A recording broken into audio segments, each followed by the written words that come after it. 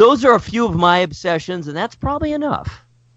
Well, what's interesting to me about that, though, and Eric, you just touched on it, is that things that we get really into when we're that age, even young, like Joel and Eric, you're both talking about even younger than I was thinking, that stays with us. Like, I'm still a big performing arts fan. I'm still a big, theater geek and all of that, because that's what I was into at that age, because you dive into it. It's your own bubble world, kind of, where you're just into that thing. And so it's really hard for me with this case with Matthew Hardman, this teenager, because he was a teenager. He was only 17 years old when he started getting really into, and I mean, this is going to sound weird, but before we get too weird about it, he was very into vampires, the idea of vampires. Well, sure. I liked vampires as a kid. I thought those stories are very intriguing. Right. And like, I loved like ghost stories and all of that stuff when I was a kid. And all of us, I think admittedly so, still are into the paranormal, the idea of the paranormal. And like, this was 2002. So it was before Twilight, that franchise. So it was before it became like an everyday sort of a thing, but still Interview with a Vampire was out. It was. Wes Craven's Dracula was out. So like, there were all these movies that sort of normalized this idea for people of that age. So he came into contact with it at, when those movies came out, and he became really kind of preoccupied with the idea of vampirism, which I don't think is as weird as people may have thought it was. Yeah. Well, back then that was big. Remember that when the Interview came out with the vampire? Anne Rice was everywhere. Everybody wanted to, be a bloodsucker at that point for Halloween, or they want to do this, they want to do that. Yeah, no, you're absolutely correct. The Wes Craven. Now, was that the Dracula with Keanu Reeves in it? I'm trying to remember. I think it is. Yes, I think it is. They went under it. Arguably one of the worst ones ever made. And yes, I love Keanu Reeves. I'll just say it. I do remember all that coming up, but yeah, I remember the obsession. Yeah, for a lot of people. And then after Twilight, it was like, oh my God, it's all over after that. Get it? Like, are all 12-year-old girls going to be attracted to weird, pasty vampire kids? I guess so, right? Like, that's how it just went for a while. If they sparkle. I never saw any of those movies. I was actually somewhat forced to see one of them. Really? I swear to God. Yeah. Oh my God. It was someone that I was dating at the time. His no, not the guy. It was his brother was married. All right, so he had a married brother, and the sister-in-law would have been, for me. Yes. Really was just appalled that I had never seen. You've never seen them? So she popped them right on the DVD player, didn't she? Right there and then. You have to see this. Yes, I know, and I saw the first one, and I'm like, why is this happening to me? I did. Yeah, they weren't well, let's face it. They were for tween and young teen girls. That's exactly it. So this kid, and I was very angry at like the whole Bella character. Just putting that out there, because could she be weaker? Anyone? No. I don't know. Not a strong female character. Didn't like it. But anyway, this is before that. This kid, Matthew Hardman, was very interested in vampires. And remember, the internet did exist at that point. So he is looking stuff up on the internet, going to books. Dial-up. Yeah, right. He's researching it. But nobody really seems to know he's into this except his German girlfriend, right? The 16-year-old. And she's never been named because she was a minor, right? So the German girlfriend they got together one time and they were kind of making out in her bedroom where she was staying.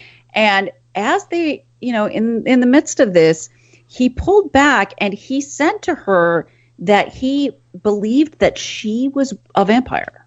That she was a vampire? Correct. Yes. Oh. And that she was a local vampire, which of course, she took this as a joke. A local vampire. You're a local vampire opposed to the, ones that are piped as opposed to the worldly ones. Yeah, it was.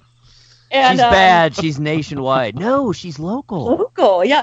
And so she kind of tried to laugh it off, but then he started saying some other things that were more disturbing to her, which is that his community was, quote, perfect for vampires because there were a lot of elderly people in this community, and if they suddenly passed away, nobody would think anything better of it. Right. Wow, that's so bad to think that way. We got a lot of old bats hanging around, so if you take a couple, out of the herd, no one will ever know. Awful. I nobody will care, right? And this she found even more disturbing. But then when she tried to, just go on with their day, he tried to force her to bite him. What? To make him a vampire. Yeah, he started putting his neck toward her mouth to the point where he pinned her down. Yeah, bite me, make me a vampire. And she screamed that some people, parents, adults, actually had to kind of pull him off of her. Bite me, make me a vampire. I would say something happened prior to that meeting, prior to that tete-a-tete, that, he had become truly delusional, because he went from It went from kind of idle speculation and kind of random fascination to assumptions. Maybe she did something. That right there is where, something happened. When you go from just maybe, whatever, I wonder if, gosh, what an interesting concept. She came from outside, my girlfriend came from outside to this town full of really old bats. I wonder if that was on purpose. It went from that to, I know you are this, or I believe you are this. And I think that's where the break happened. Exactly right. So it's this escalation that happened so quickly, and that's why I included it when I wrote this up, is because not that was part of the crime. Mm-hmm. It wasn't part of the crime, but it's one of those seminal moments that if someone had really said something, like if somebody had stepped in and intervened at that point, which was 2 weeks before the crime, I wonder if it could have been avoided. No one is at fault here. That's not what I'm saying. It's just that, Eric, I think you hit the nail on the head, that is where the break from reality had happened. Yeah. Right? Yeah. Is that he's trying to get her to bite him. He doesn't understand why she won't. So she gets him pulled off of her. She doesn't see him again. And 2 weeks later, 90-year-old Mabel LaShawn, she lived in his community, right? Somebody that he delivered newspapers to, and that actually had at one point picked him up for school when he missed his bus. So someone that he, in passing, knows, a neighbor, was found dead in her home with 22 stab wounds. I would have expected bite wounds, but yeah, stab wounds. Oh, it gets far worse. So Miss LaShawn had been relaxing just in a reclining chair watching TV, right? And she actually, a worst part about it is that she had just been widowed like 3 months before this. Her husband had passed away, and she's in her recliner watching TV, right? He forcibly breaks in and begins to stab her, right? And he made these deep incisions in her legs before killing her to drain her of blood. He brought saucepans from her kitchen to collect the blood and drank it.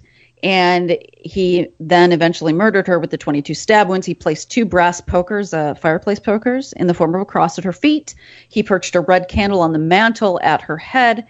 And these are just crime facts. Sorry. He made an 8 by 9 inch incision in her chest cavity.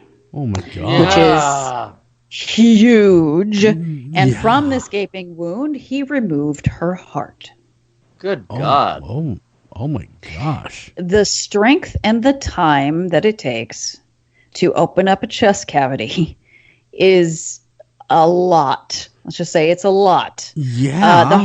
The heart was found. It was left at the residence, but he did remove it. And when the police responded to this horrible crime scene, I mean, who do you even suspect? You know what I mean? Yeah, where would you begin? What would your list of suspects be for that kind of a heinous crime? And another thing, no one heard all this. I mean, it had to have been a loud affair. God, yeah. You know? You would think so. Although if I believed he did stab her in the chest first, not a fatal wound, but if he punctured the lung, maybe not. Oh, boy. No one heard her cry out. And she did live near people, but no one heard anything. So it makes me think that maybe he did puncture a lung. And she was propped, like he positioned the body, moved the body after death, and did drink her blood. He admits to that and does admit to removing the heart. And eventually, cops struggled for a while, like, oh my God, who would do this? And eventually they came to him, and he didn't put up much of a fight. I mean, he admitted that he did it because he thought that if he did this, he had been looking up, and you guys know more about this than I do, so I'm going to defer to your wisdom.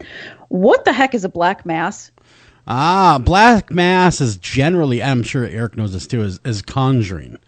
Okay. And that's a lot of people say it's a conjuring mass. It's a Satan worship, can also be called a black mass. It's definitely Satan worship. Yeah. But a lot of times they use a black mass to conjure demonic demons, stuff like that, or try to give yourself power. That's also something they would do in a black mass. That's what he was trying to do, I guess. He'd been researching that before this event, and he wanted to become a vampire and wanted to know how to do a black mass, but I wasn't really sure what that meant. Yeah, he's a sick puppy. I mean, even beyond. I mean, everything about this is sick. It can be dark, black witchcraft, anything from that. And it's hard to tell, where do you draw the line between that and Satan worshiping? They're all, if you're doing black magic, seems to me it's about the same thing as Satan worship. But anyway, it's summoning, conjuring. It's a formal black, quote unquote evil ceremony. Okay, so. I mean, I guess with this, I'm sorry to take this back to what we were talking about earlier, but I think it's kind of important. Joel, when you used to watch the wrestling way back when you were a kid. Oh, yeah. Did you believe it was real? I did. I thought Andre the Giant and Hulk Hogan, yeah, brother, really wanted to beat the living tar out of each other. Right. And I really believed it. Was real, yeah, right? I thought for sure it was a brawl and it was going to go down. And what you going to do when Hulkamania runs wild on you? I believed it. I did. I believed it hook, line, and sinker. And so, yeah, unfortunately I did. But then you learn later on in life that, well, they were actually good buddies. But how did you learn that? Do you remember? I remember it just growing up and then meeting through radio, meeting real professional wrestlers. I interviewed some big names like The Undertaker, Hulk Hogan, all those guys. And of course, off air, they were talking like buddies. And then of course, I already knew by that point it was fake, but then that really sealed it that we were talking and they said, it's basically a choreographed dance at the end of the day. Is what they said. It's all mapped out even before we hit the ring. So it's all fake. It's absolutely fake. But you learned that by I did. I did. And also it was one of these deals of wait a minute here. Would they really allow two grown men to get in a ring and beat the tar out of each other on live TV? Really? No, they're not going to let that happen.